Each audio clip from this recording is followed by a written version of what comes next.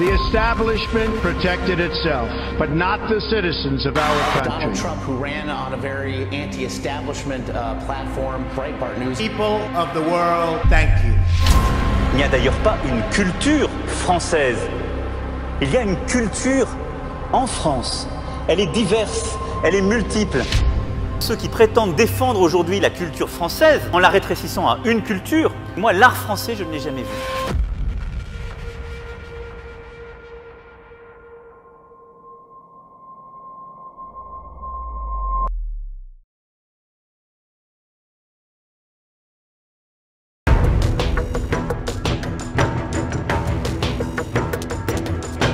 Le 24 mars s'achevait la 34e session des droits de l'homme de l'Organisation des Nations Unies à Genève.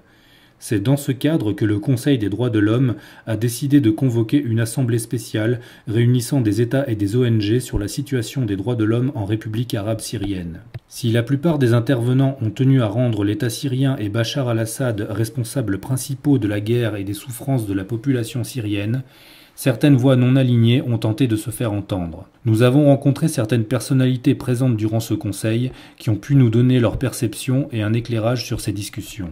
C'était une réunion sur le Conseil des droits de l'homme à l'occasion d'un rapport qui a été fait par une commission d'enquête de l'ONU sur la Syrie, qui est essentiellement basée sur des interviews avec des gens de l'extérieur de la Syrie, donc essentiellement pas seulement des opposants, mais des gens qui sont hostiles à l'État syrien, des gens dans du dire d'eux-mêmes en fait, parce que il y a eu un rapport d'Amnesty International, un rapport de Human Rights Watch qui relatait un certain nombre de faits du style 13 000 personnes pendues à la prison, entre 13 et 15 000. Après, dans un autre rapport, ils disent entre 5 000 et 13 000 personnes donc, qui sont pendues à la prison de Sednaya. Et puis donc on voit, et là ça a été aussi, pas mal de personnes ont étudié ce rapport qui est complètement basé sur des allégations et des accusations sans absolument aucune preuve, sans absolument aucun fait réel, aucun nom d'ailleurs qui est donné. Et malheureusement, on voit que le Conseil des droits de l'homme se réunit sur la base de ce rapport et a pour objectif aussi de, soi-disant, trouver des solutions. Nous sommes en face du même scénario et une même campagne contre la Syrie et le gouvernement syrien, répétée dans plusieurs régions. C'est pour attaquer l'État et attaquer le peuple syrien, parce que au début, ce rapport s'appuie sur des déclarations d'une seule partie nommée opposant au gouvernement syrien, et qui n'ont pas fait une comparaison de la part, par exemple, ou bien avec des personnes au cœur de la Syrie qui vivent la guerre en Syrie maintenant et qui sont en Syrie aujourd'hui. Alors, tous les personnages, tous les gens qui sont venus, ils habitent hors de la Syrie. Ce qui est choquant, c'est pas seulement l'unanimité, c'est qu'il y a tous les pays qui aujourd'hui soutiennent le terrorisme. En fait, c'est les pays de l'Union européenne et de l'OTAN, en fait, avec leurs outils dans la région qui sont l'Arabie saoudite, le Qatar et la Turquie, et Israël, bien entendu. Tous ceux-là, ils ont mené une campagne vraiment de très bas niveau, je peux dire, d'accusations et de mensonges surtout, contre la Syrie, exigeant qu'il y ait des solutions et puis ils sont un pas de demander l'intervention militaire. Malheureusement, ce même Conseil, qui est censé défendre la charte de l'ONU, se fait complètement aveugle sur ces questions de violation du territoire syrien, aussi bien par les États-Unis du côté de Hasakeh à l'est de l'Euphrate qu'au nord du côté de la Turquie, donc à El-Bab et à Manbij. C'est tout à fait déplorable et donc heureusement que ça a été souligné quand même par certaines interventions. La délégation syrienne est bien entendu été absente parce que devant une telle tempête d'accusations, d'allégations en fait, qui sont des accusations complètement fausses et qui ne sont fondées sur rien, ça reviendrait à leur donner plutôt crédit que d'assister et de chercher à répondre. Voilà. Et j'ai mis un rapport il y a 2 ans, en 2015, détaillé avec des chiffres et nombres, et fait la comparaison entre les effets des terroristes, les effets des organisations terroristes et les effets des sanctions économiques dans chaque secteur de l'État et les résultats vers la société syrienne. Alors on fait que les effets sont les mêmes, les nombres sont les mêmes. Alors c'est un terroriste économique. Alors les mêmes États aussi qui font cette sanction économique sont les mêmes États qui font un partenariat avec les organisations terroristes en pillage des pièces historiques, du pétrole et les ressources culturelles syriennes. Et aujourd'hui, on voit que sont les mêmes États qui couvrent juridiquement les crimes qui s'est fait contre le peuple syrien pour tuer vraiment et pour diviser le peuple syrien, pour cibler la société et le peuple syrien.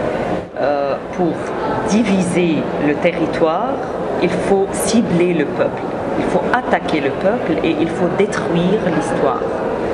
Alors, avec les groupes terroristes, ils ciblent le peuple syrien, ils font un changement démographique sur l'échelle de la Syrie. Alors, on voit maintenant qu'est-ce qui se passe dans les camps hors de la Syrie, aux frontières, et combien des réfugiés vont en Europe ou partout dans le monde entier. Et en même temps, ils ciblent la culture, l'histoire, et c'est-à-dire la mémoire culturelle, la mémoire de la place, et ils tuent cette mémoire dans la nouvelle génération, dans la génération qui va venir après. Alors, si on ne peut pas garder cette mémoire et on ne peut pas aussi sauvegarder l'héritage culturel en Syrie, alors ils ont détruit l'héritage matériel et l'histoire, alors l'héritage non culturel dans la mémoire des générations syriennes. C'est l'identité qui est ciblée et l'authenticité de notre culture. Alors c'est contre, à la fin, la culture dans le monde entier. C'est contre l'identité spéciale et nationale de chaque État et de chaque peuple. Parmi les intervenants de ce Conseil des droits de l'homme, nous avons pu rencontrer son Excellence Oussam Eddin A'ala, ambassadeur de Syrie auprès de l'ONU, qui nous a accordé un entretien exceptionnel.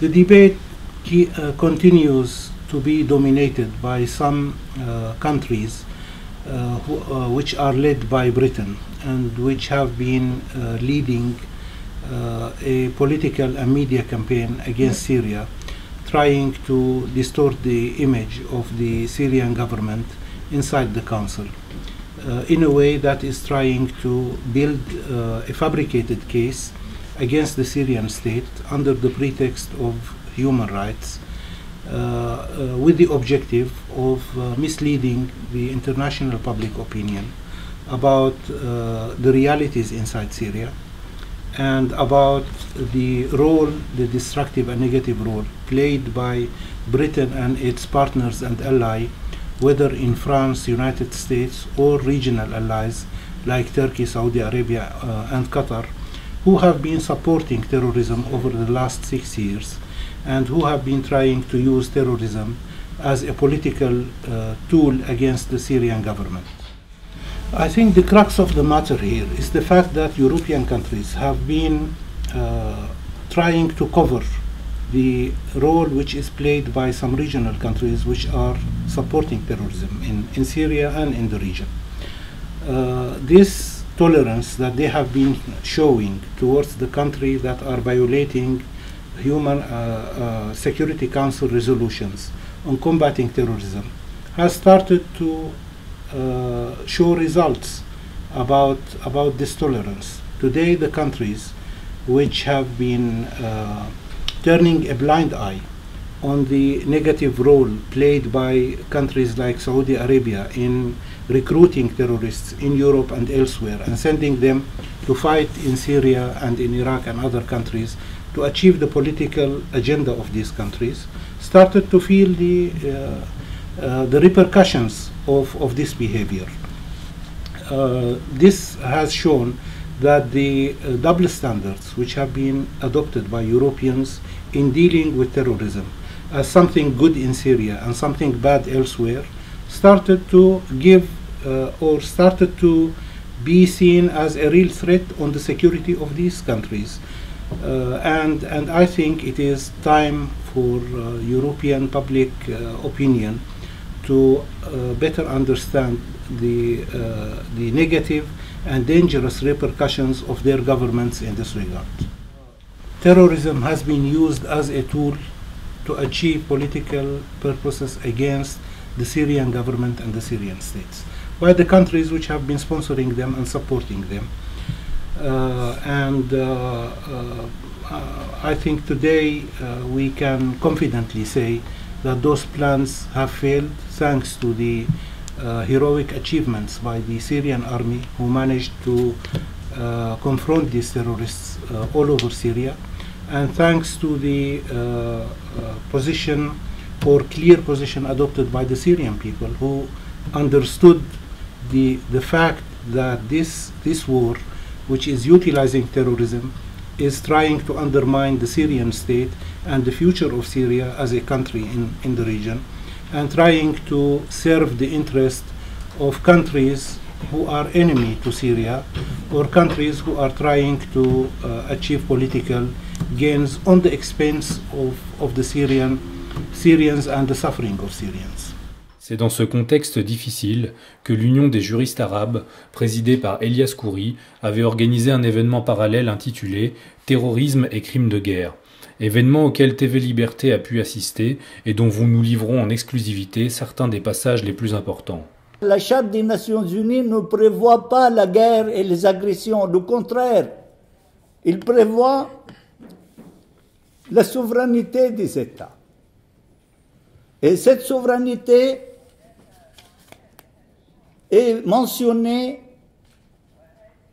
dans l'article 2 de la Charte, paragraphe 7, qui stipule qu'il n'y a rien dans cette charte qui permet aux Nations Unies ou à notre État de s'ingérer dans les affaires qui sont des affaires de souveraineté et de souveraineté et affaires internes d'un État membre, sauf si cette situation est mise sur la table du Conseil de sécurité. Et là, l'importance de la veto, les deux veto de la Russie, Fédération de la Russie et de la Chine, qui ont fait échouer cette tentative de mettre le cas syrien pour s'ingérer dans les affaires intérieures, pour les mettre devant le Conseil de sécurité et voter une résolution. Durant cette conférence, Maître Viguier, avocat spécialisé en droit international, a pu exposer l'état actuel de ses recherches sur les notions de crimes de guerre et de crimes contre l'humanité. Deux notions centrales du droit international contemporain qui structurent les relations internationales depuis 70 ans. En réalité, nous vivons dans un ordre, disons un ordre mondial, dont participe l'ONU, dont participe l'ensemble des nations, qui a décidé au sujet de la guerre juste, c'est une question qu'on ne peut pas éviter, la justification est inhérente à la nature humaine, il faut trouver une justification, mais il y a un choix radical à faire entre la fin et les moyens. Et je crois que l'ordre actuel du monde a choisi de juger des fins. Le problème avec les fins, c'est que la fin justifie les moyens. Il faut se souvenir que l'ancien système du droit international, sur les ruines duquel s'est bâti le nouveau, avait décidé, et c'était là le progrès gigantesque, de mettre de côté la cause. C'est-à-dire qu'on considérait qu'en cas de conflit, il y avait une neutralité, une indifférence vis-à-vis de la cause. Peu importe la cause, nous ne jugeons que des moyens. Et c'est alors que l'on peut faire la distinction entre les moyens justes et les moyens injustes. Dans les moyens injustes, on a, quand ça vient d'un gouvernement, on a les crimes de guerre, on a dans l'affrontement entre deux belligérants. Et lorsque vous avez la population, là, vous avez la mise en œuvre du droit commun. Cette neutralité vis-à-vis des fins, elle évite également, comme ça le cas aujourd'hui, que toute guerre civile vire en conflit mondial. Parce que comme vous avez le juste, vous avez les bons contre les méchants, en tant qu'État étranger, la neutralité vous est interdite. Entre le bien et le mal, il n'y a pas de neutralité possible. Et inversement, les conflits mondiaux, les oppositions entre les grandes puissances, se traduisent nécessairement par des guerres civiles, d'autant que la guerre conventionnelle a été interdite. Bon, enfin, l'ancien système avait mis au cœur du droit international la guerre conventionnelle. Ça ne veut pas dire qu'il n'y avait pas de guerre civile, mais les guerres civiles étaient autant que possible marginalisées et neutralisées. Aujourd'hui, c'est exactement l'inverse. Selon moi, on voit en Syrie que ce sont des bonnes intentions affichées, des bons sentiments, mais qui causent des dégâts. Et quand bien même s'agirait-il d'hypocrisie, de cynisme au nom d'une réelle politique, je pense qu'il peut y avoir une réelle politique, disons, plus mesurée et surtout plus respectueuse des populations civiles. Parce que au milieu de ce conflit de propagande et de ce conflit pour savoir qui est dans son droit, où est le bien et où est le mal, ce sont toujours les populations civiles qui trinquent. C'est la situation depuis 6 ans maintenant. Vous savez, c'est Carl Schmitt qui disait que l'histoire n'a pas d'égard pour les nerfs des individus, des personnes humaines et pour leur capacité de résistance. Il peut y avoir des situations très dures qui durent malheureusement, qui se prolongent. D'où l'importance d'une